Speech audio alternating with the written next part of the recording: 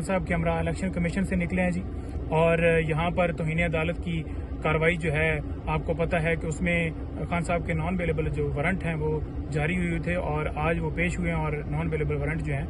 وہ ختم ہو گئے۔ تو اب کسی طرح سے اس کیس کے اندر گرفتاری کا خدشہ نہیں ہے۔ اس کیس کی تھوڑی سی جو ڈیٹیل میں آپ کو بتا دوں کہ یہ توہین الیکشن کمیشن کی کارروائی ہو رہی ہے۔ قانونی طور پر الیکشن کمیشن جو ہے وہ ایک اتھارٹی ہے، توہین کی جو کارروائی ہے وہ چلا نہیں سکتا۔ توہین عدالت ضرور دیکھا ہے لیکن توہین الیکشن کمیشن پہلی دفعہ سن رہے ہیں، اور جو 100 موٹو اس میں لیا گیا ہے، یہ 100 موٹو کے ذریعے یہ پروسیڈنگ جو ہے وہ جاری کی گئی ہے۔ 100 موٹو کا اختیار صرف اور صرف سپریم کورٹ کے پاس ہے، الیکشن کمیشن کے پاس 100 موٹو کا اختیار ہی نہیں ہے۔ اور سیکرٹری الیکشن کمیشن کی طرف سے یہ نوٹس بھیجا گیا ہے، اس نوٹس کو ہم نے ہائی کورٹ کے اندر چیلنج کیا ہوا ہے کہ یہ کس طرح سے جو ہے وہ ہمارے خلاف جو ہے وہ توہین عدالت کی کارروائی کر سکتے ہیں۔ اس کے ساتھ ساتھ آپ کو بتاتا جاؤں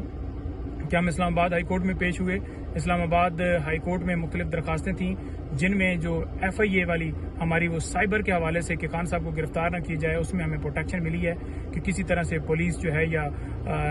وفاق کی کوئی ادارہ یا کوئی اس میں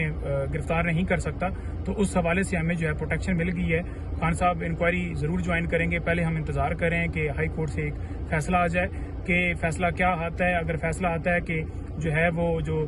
نوٹس بھیجا گیا ہے اس کو جو ہے وہ سسپینڈ کیا جاتا ہے تو دین اس حساب سے ہم لائحہ عمل تیار کریں گے۔ اس کے علاوہ ہماری جو درخواستیں لگی ہوئی تھیں 3 کرمنل ریویژن، اس کے اندر 27 تاریخ کے لیے